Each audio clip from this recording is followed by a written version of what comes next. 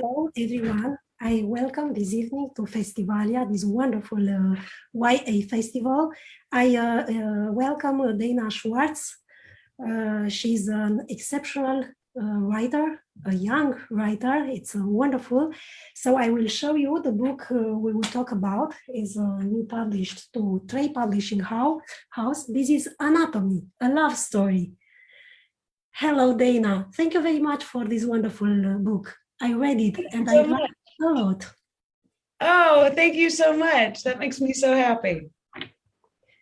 Yeah, it's you made happy a lot of readers, and I am very glad to have you with us today. Just a minute. In fact, yeah. So you started to write at a very young age. I think that when you were 23 years old, you have already published a book. Now you have 4 books and you write for a lot of journals and magazines. At the same time, you are the producer of a wonderful podcast that was at the moment of the launch, the first, the #1, and it is still in the top. So we will talk today a lot about you, about your writing, about this wonderful book, Anatomie, a love story.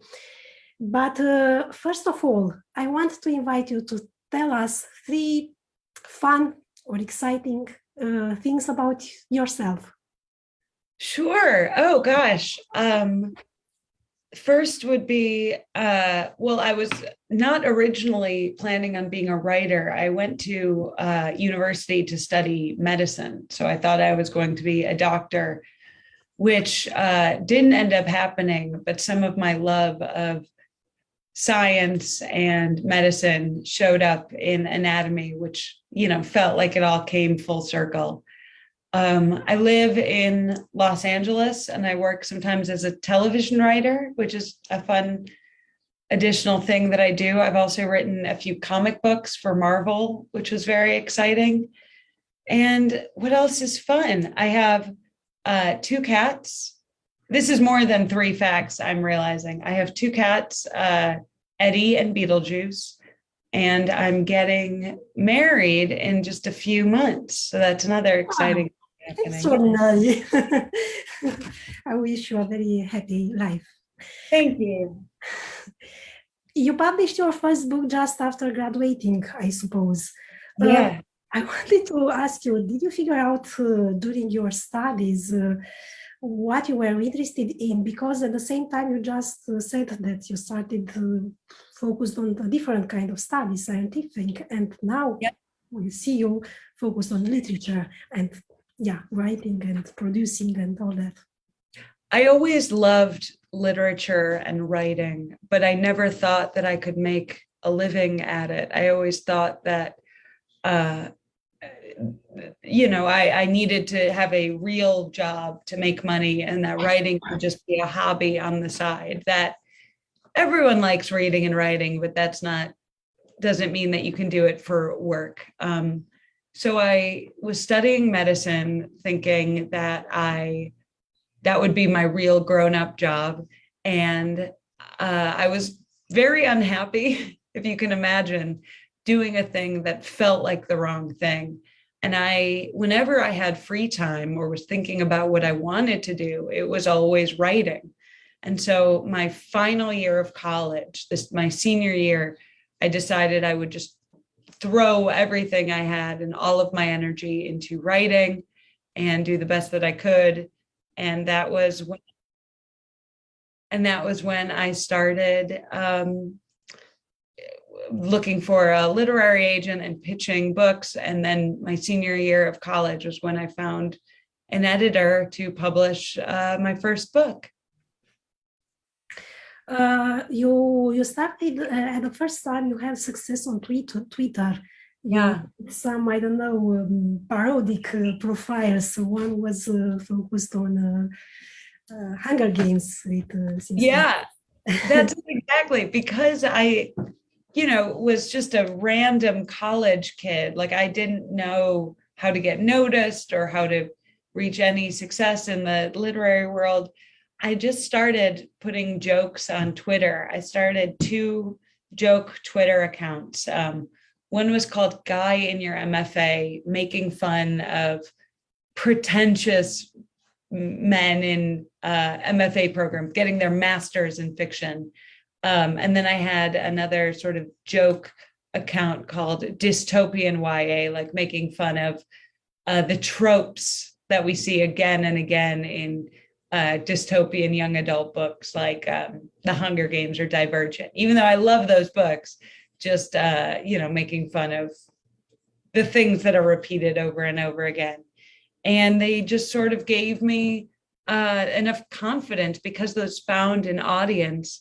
It gave me enough confidence to feel as though I could try being a writer. Mm-hmm. So reading, loving or not loving books, this could be a way to writing yourself, isn't it? Exactly. Reading a ton. Reading was the number one thing that I think is why I'm a writer, because when I was a young child, I was obsessed with reading. I would bring a book to the dinner table whenever I could. It was just my favorite thing in the world. And so that formed such an important part of my identity that I knew I wanted to stay. When I didn't know what I wanted to do for a living, because being a doctor was not a good idea, I wanted to come back to that thing that I loved so much. And then Twitter was so helpful, because the fact that the Twitter accounts got followers and like had responses gave me a confidence boost. It made me feel like, okay, maybe I can do this. Yeah, so you discovered the voice in this dialogue with followers. Yeah, with your readers. Let's talk a little bit about this book, Anatomie, which is a wonderful book. It's a mystery, it's a love story, it's a historical novel at the same time. For me, it was a sweet and creepy, both of them, book that makes the reading of it even more exciting.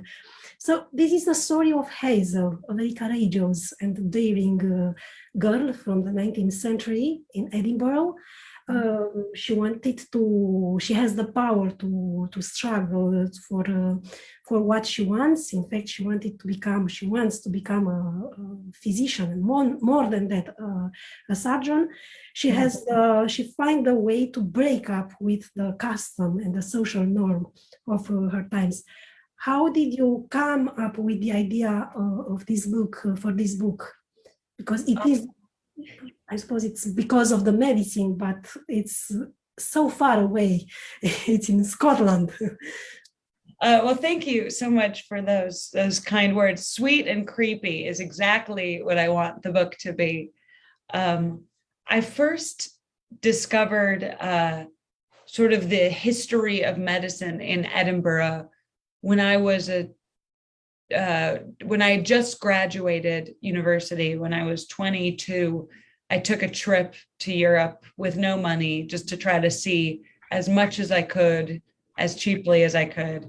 And I fell in love with Edinburgh. I learned about the history, body snatchers, men who dug up graves to sell them to doctors in Edinburgh was a real thing. And so I learned about that. I learned about the,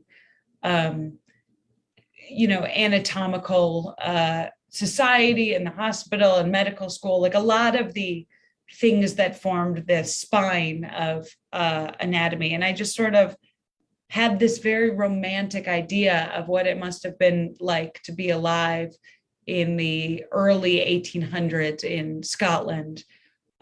Because I think in America, when we think of the early 1800s in Britain, we think of Jane Austen and England and London and the very prim and proper Regency. And in Scotland, it was very, very different. And so I wanted to tell a story in that sort of spooky underbelly of a world. And then I just sort of came about it backwards. I knew I wanted a character who was a grave robber.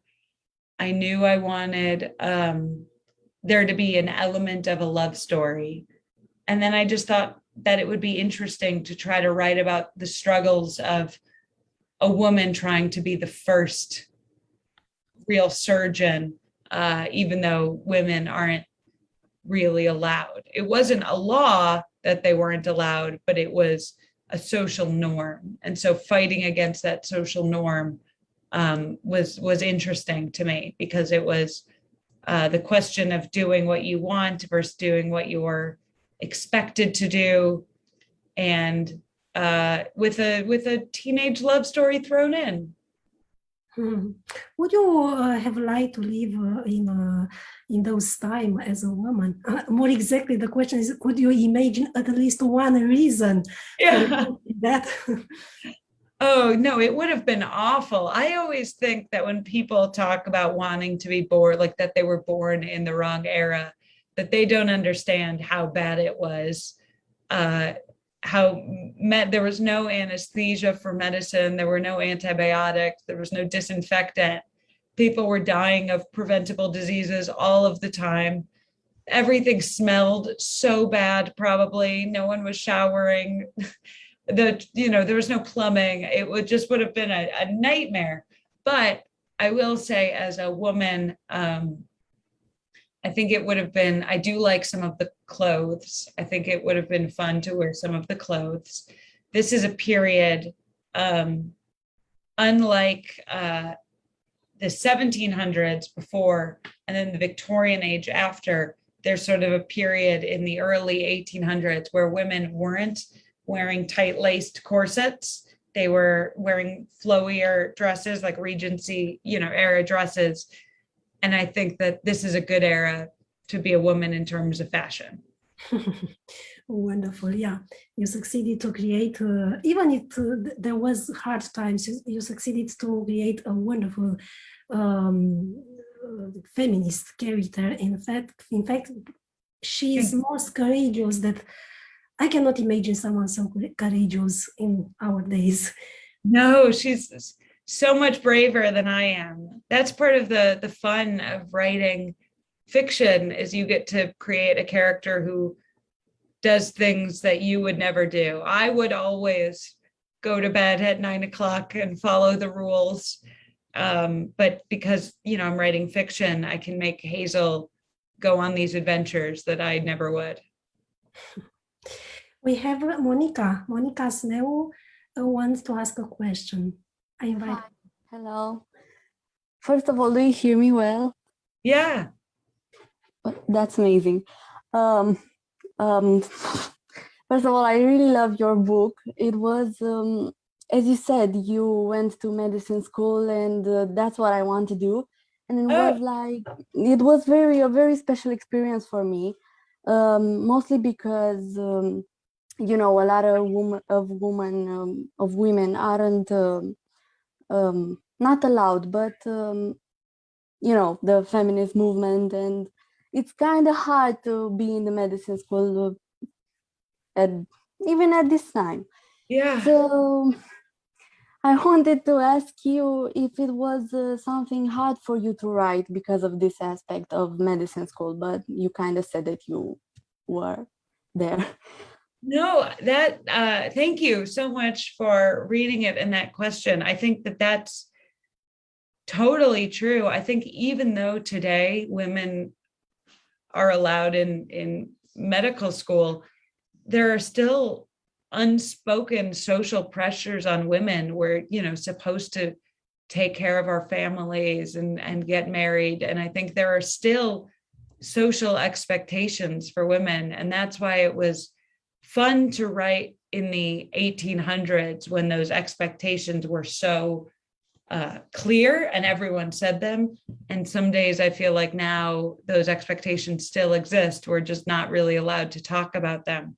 But no, I wanted to write a character who was very brave and understood the risks she was taking and what she was doing. And also, I didn't want it to be like a fairy tale. I think Hazel is only able to go to medical school because she's very rich, and she, at some point causes, disgrace for her family, but there are real consequences to that. And so I didn't want everything to be a perfectly happy ending. I wanted Hazel to have to face the consequences of the challenge, because in the real world, everything doesn't always work out perfectly. Yes, that is very true. Thank you. Yeah. May I ask another question? Yeah.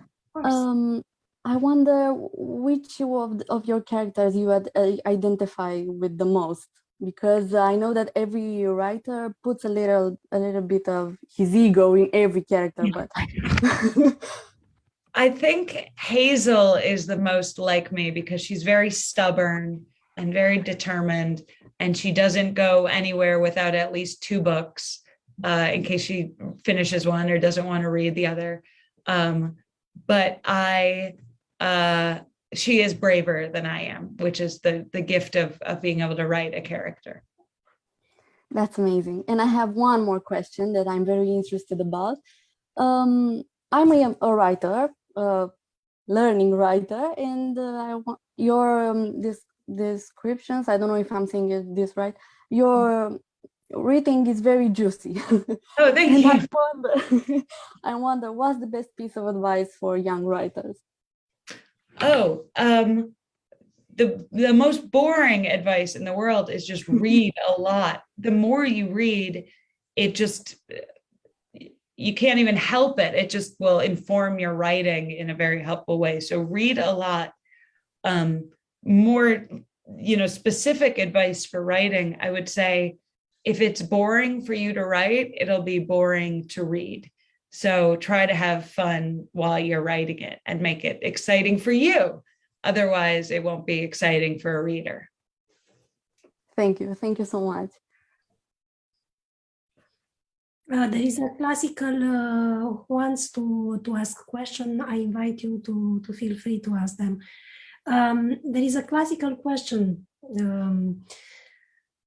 usually concerning how you write. Did you plan at the beginning what you have in mind? And I tell you exactly why I ask you this question, because I have the impression that you started in a manner and the story it becomes different. And I have an example. For example, the novel starts very realistic with cruel and detail. I don't know how to dig a grave, how to study a corpse and to cut and to make a dissection. So it's hard realistic what you write there. And step by step, towards the end, you have a fantastic scenario. And it's a very interesting this mixing and of the situation. And I wanted to ask you if you planned it from the beginning, or if it was something that comes with the writing. So if you were created by the story.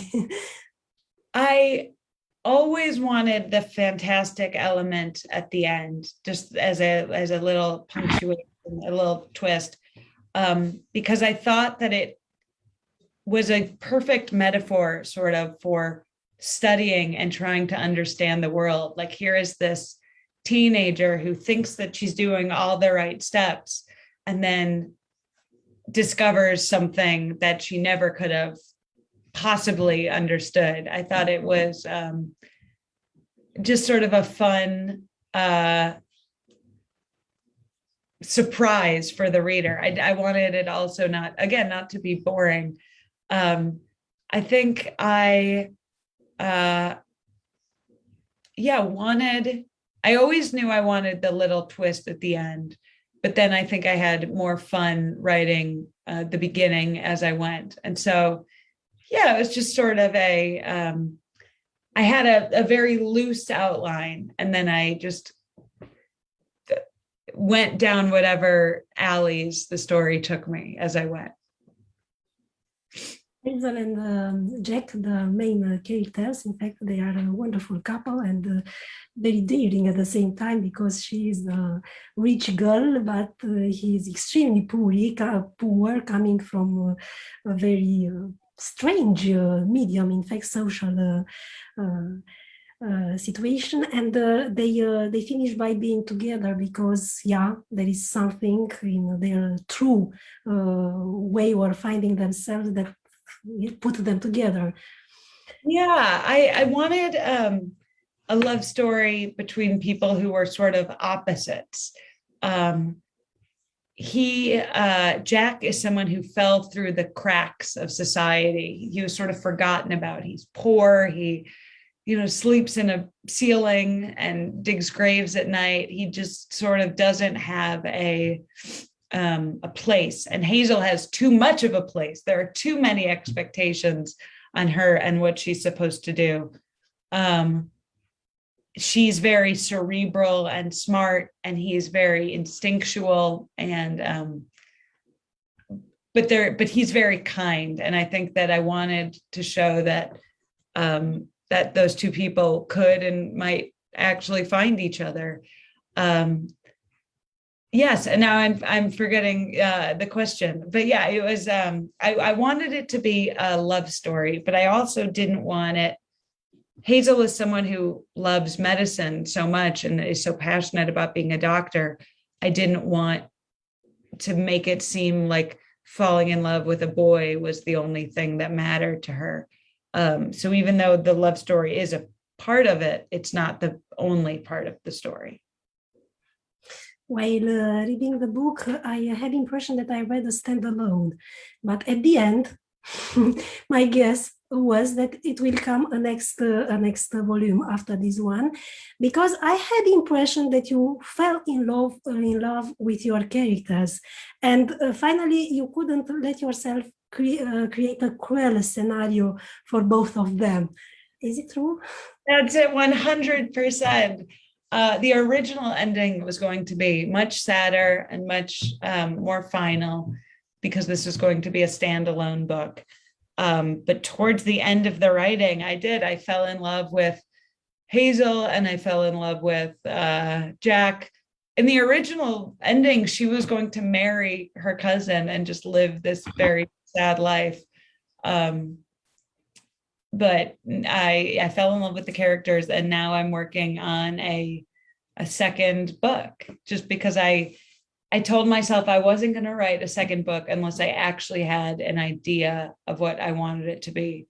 And now I do have an idea. We have a question from the Facebook. Why did you choose the Gothic style, which is not very used in the YA genre? Yeah, I think I used it because I love it personally. I wanted to write exactly the book that I wanted to read if I was a teenager or anyone, the book that I would have wanted. And I like things that are a little bit spooky. I like television shows that are a little Gothic. I like music that's a little Gothic, and I like other books that are Gothic. And I think part of being a writer is being informed by other books and other stories. And I wanted something that was very atmospheric and specific. It was obviously very influenced by Frankenstein, which I think if you've read to the end, but I wanted to write exactly the book that I would have loved for myself. I wanted to ask you, writing about publishing books make you more confident or more happy? How did that change you? I feel very lucky that I'm able to write books for a living.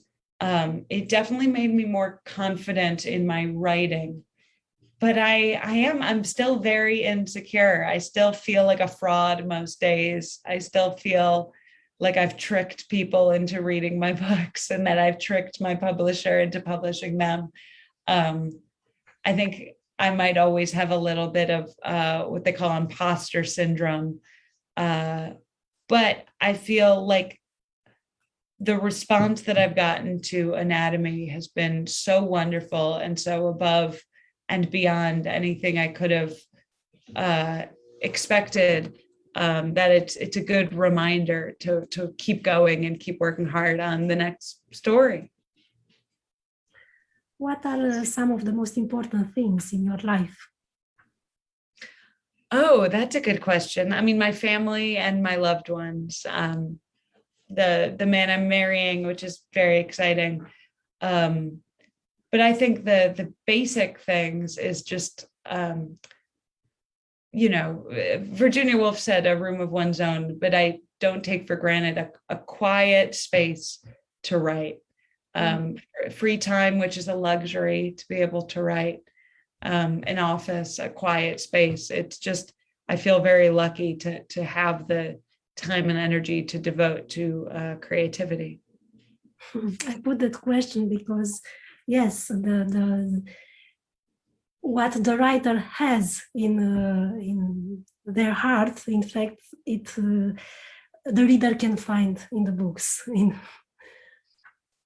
I have a practical question, a more concrete one. You have 2 cats, you told us. Yeah. Eddie and Betelgeuse. Yeah. Yeah. How was it possible to describe in such a graphic way the animal dissection experiments in the book? I love animals. And so that was very scary for me. But I also like gross horror movies. And I think that because it's fictional, I knew that it was okay. I could never do it in real life. And that's also why Hazel is a lot braver than me. I would never have the guts to actually be able to do it. No. But I think she's a very determined person, and she sees everything as a means to an end. And I think that's a big theme in the book, this idea of like, what are you willing to do as means to an end? Where at the end, someone like Dr. Beecham is doing things that I think that Hazel and the reader would both think aren't kind, obviously kind there, or good things for society, but they still see it as okay because it serves a bigger purpose. Yeah. We have a new observation and question. The cover is so beautiful. Yes, it's true. And we kept the cover of the... I love it. I'm so glad. Did you have a say into making it? What was your reaction when you saw it for the first time? Authors don't typically get a say in the cover of their books. They can give an opinion, but they can't actually, they don't have a lot of power when it comes to what the cover actually looks like. And so when the design came in, which was just such a beautiful design, I was over the moon. I was so happy. It was like one of the most beautiful book covers I've ever seen. I was so glad that someone understood the book and what it was trying to do and made such an incredible cover. I think we just tweaked the colors a little bit. But other than that, this was the first design they sent me and I fell in love immediately. I can brag about the cover and talk about how much I like it because it's the one part of the book that I had nothing to do with, but everything else is, I did, but the cover is amazing. It's such a beautiful design. My reaction, which was the question, is was just thrilled. I was over the moon. Wonderful. Yes, our reaction also. Tell us a little bit about this podcast that is so successful, Noble Blood, which is podcast on stories about historical royals. Yeah. And it's wonderful because it's not only a historical story there, but it's said like a novel. It's very attractive. Thank you. I love history. And I think the way that history is taught in schools is sometimes a disservice. It makes kids think history is boring because they, at least in America, we learned dates and battles and basic facts without learning actual stories. And I think people are drawn to stories and need stories. And so I love history because I do love those stories. And so I thought that I could write a short, half-hour podcast. It's fully scripted and tell true stories from history, but structured, like you said, like a novel or like a screenplay, just structured like a story with a beginning, middle, and end, in a way to make people who don't think they like history or don't think they care about history interested. And it's called Noble Blood. I think part of the reason that I chose to focus it on royalty is a few reasons. One, we have a lot of information about them because a lot has been written in detail about their lives. We know, their private thoughts and their diaries and what they were thinking in a way that unfortunately we just don't have records for poor people who were just surviving. I also think that humans naturally are interested in the stories of wealthy people, like the same reason we like celebrity gossip or like learning about, the lives of the incredibly wealthy. There's something that, we want to sort of live vicariously through that. And also, I think it's very interesting that a lot of these stories have very, very tragic endings. And so that was, I think, part of my interest is I have a very, Gothic bent, and I like stories that are a little dark. And there's something very tragic about wealthy people who, are supposed to live these fairy tale lives, who deal with things that are very gruesome.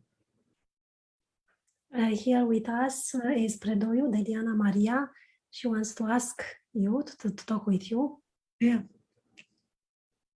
Deliana? Hello. So I want to start by saying how much I adored your book. I can proudly say it was probably one of the best I've ever read in my entire life. Oh, thank you. It was recommended to me by Ana Dragomir, and I'm really thankful for her. And also have a few questions that I would like to address. Yeah. So firstly, when you create a book, what comes first, the plot or the character? This one was the characters and the setting. I knew I wanted to write about the early age of surgery in Edinburgh, and I wanted a woman who wanted to be a doctor and a boy digging up graves, solving a mystery together. And then from there, I tried to build a plot. That's I have never imagined the characters, but they were just so interesting. And Hazel, my favorite, both Hazel and Jack. And I think the end made me, I was shocked. I can say it worked. I was absolutely shocked. That was what I was going for. I'm so glad. It definitely worked. And I have another question, which is for a writer. And how do you deal with writer's block? Oh, I deal with it a lot. Usually when I have no ideas, I try to read a good book. Reading a good book always helps me. Sometimes I have to trick myself by sitting at my computer and saying, okay, you will just write for 5 minutes and it will be garbage and you will throw away everything you write in 5 minutes, but just write something. And if I get myself to start writing, even if it's garbage, more writing tends to come. Sometimes I trick myself by working on editing a section, doing work that I think is easy, filling in sections that are easy, and then I get in a rhythm. And then sometimes it just doesn't work and I have to take a break and say, I'll try again tomorrow. But the number one solve for writer's block, in my opinion, is just turning off my social media, my internet, my Twitter, sitting at a desk and forcing myself to do something on the book. and that usually gets me started. Thank you. That was really helpful. Thank you for answering my questions today. Of course. Thank you so much for reading the book. That means so much to me. Because we talk about this surprising ending of the book, I think that the next question could be, what can we expect in the next one? The next one will explain the surprising ending a little bit more.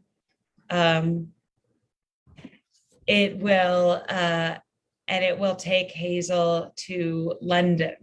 As I mentioned before, during the 1800s, Edinburgh was sort of this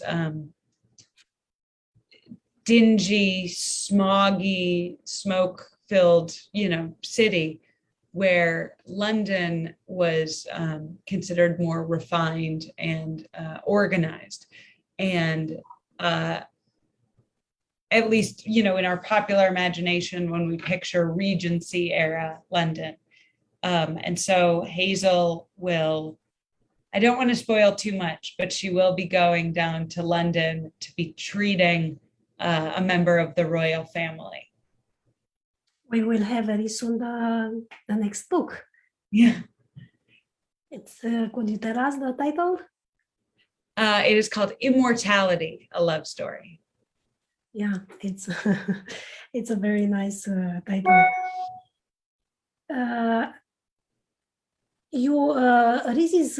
Reese Witherspoon Club picked this book. Yeah. And, I wanted to ask you, what did that mean for you? How did you find out? Oh my God, it was amazing. It was one of the best days ever. My editor in America called me to let me know, and it changed everything. It gave the book attention it wouldn't have. It found me new readers. It was also just such an honor. I mean, Reese Witherspoon is one of my favorite actresses, and in recent years has done so much to promote female authors and reading and the literary community, especially among women. And so I was just genuinely honored to be that she read and liked the book. It was like my breath caught in my chest. It was extraordinary. Yeah. Why she wrote about your book, it's really wonderful, and it's what every reader can say. In fact, probably not in the same words as Rizzi, but anyway, it's because it is a very powerful book. We have a writer here, and the question: do you have a writing schedule or a ritual to help you get into the atmosphere? I don't have a schedule. I write every day if I can.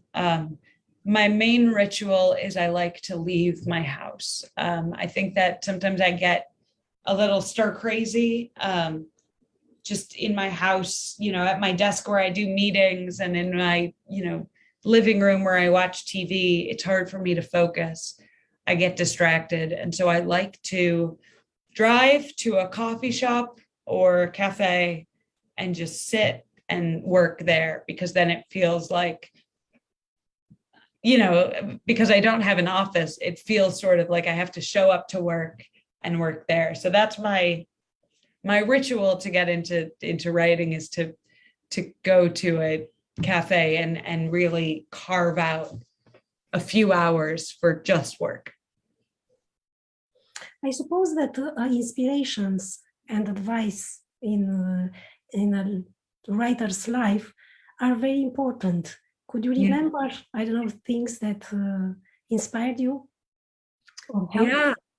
In this book, definitely Frankenstein was one of my favorite books. Just the idea that this sort of grotesque medical drama is happening with all these beautiful philosophical themes. Some Gothic films, like the film Crimson Peak, and the movie, the TV show Penny Dreadful, things that took place in the early 1800s. And then something that did inspire me for this book is I did a lot of research on early 19th century surgeons.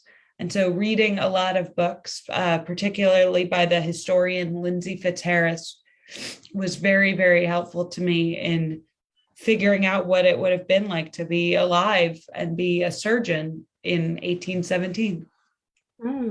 Speaking on all that, which is the difference concerning the research and the documentation when you write or when you produce the podcast, an episode?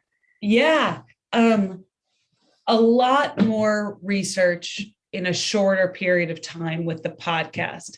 The podcast was twice a month, and now it's every single week. And so I have to learn a lot about a new topic very quickly.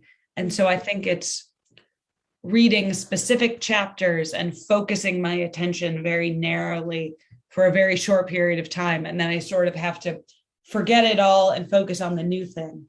Where the challenge, but gift of writing a book is you get many, many months to focus on it. You get, as much time as you need to feel like you're invested in the world. So I didn't have to be so focused on my research. It could be broader, and I could spend a few weeks learning about clothing and then a few weeks learning about surgery and medicine, as opposed to the podcast, which has to be very focused. I had the privilege of getting to see where the rabbit holes would lead me. Do you have a favorite historical period because you like so much history? Yeah, I love learning about the 1700s. The French Revolution is a specific favorite period. I love the French Revolution. I like Marie Antoinette, and I like Catherine the Great in Russia, another revolution. I think I like women and revolutions. We have a new question. What do you like to read? What are some books that have shaped you? Oh, that's a great question. I feel like my answer changes all the time.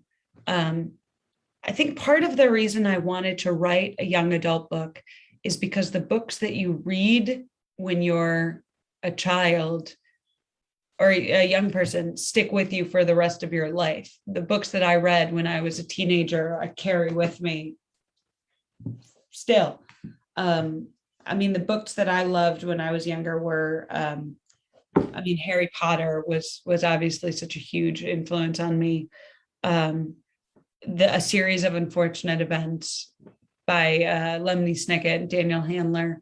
And I loved Ray Bradbury. Ray Bradbury wrote The Martian Chronicles, which is still one of my favorite books. I think that those sort of three were the ones that shaped my childhood the most. And then, let's see. I love the author Curtis Sittenfeld, who wrote this wonderful book called Prep, and Rainbow Rowell, who wrote Carry On and Fangirl. And she writes just beautifully realized teenage characters. What else do I like? Jonathan Franzen. I like The Corrections a lot. I like The Secret History by Donna Tartt. I think The Secret History informed me a lot.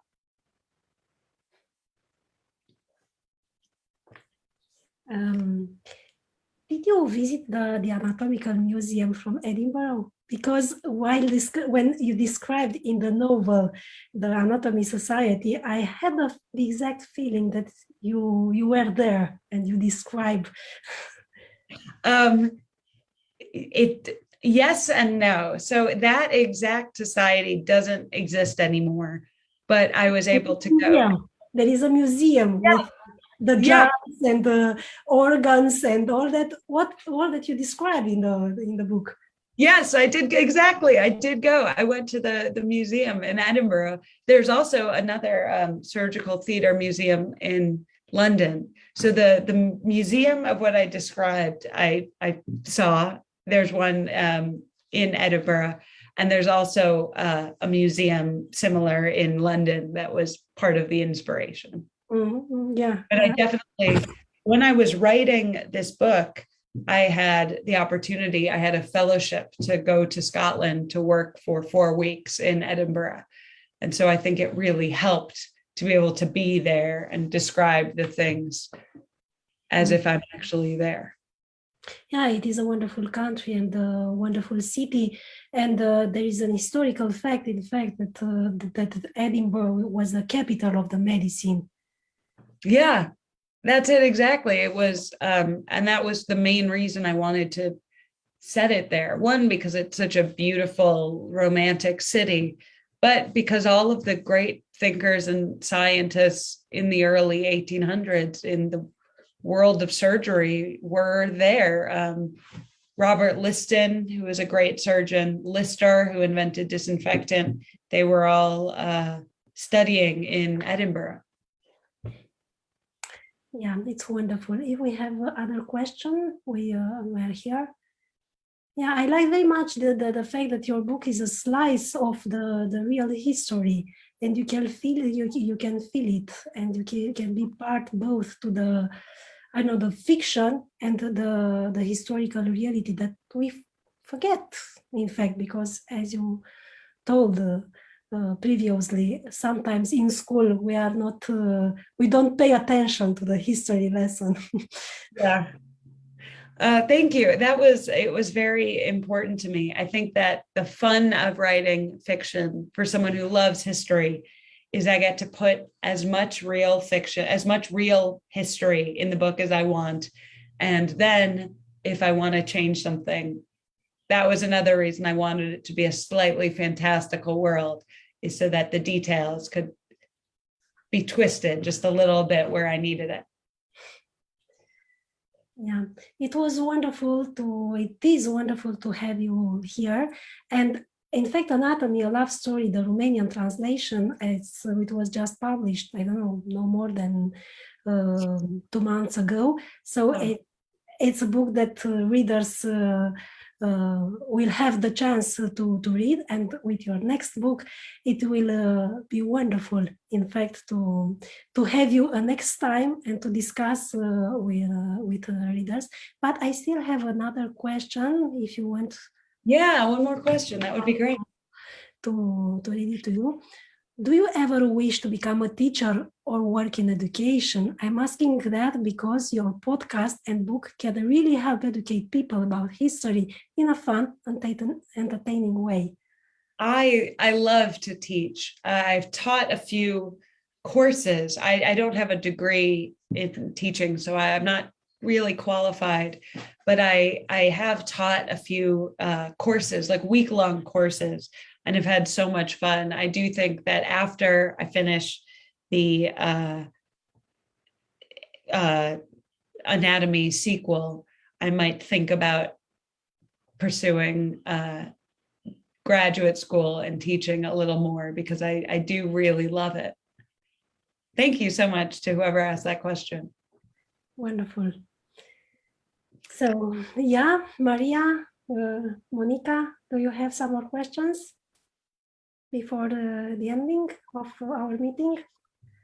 This was such a pleasure. Thank you so much for having me. And thank you so much for publishing the book. It's such a dream for any author to think that their work will be translated. So that means so much to me. Thank you.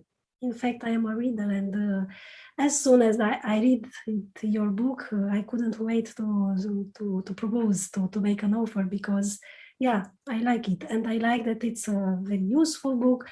I want that it restores, as I said previously, a slice of history, exactly as it could have been, in fact.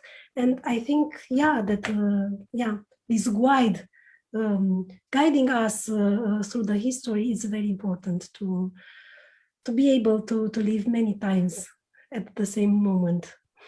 It was beautifully said. Thank you.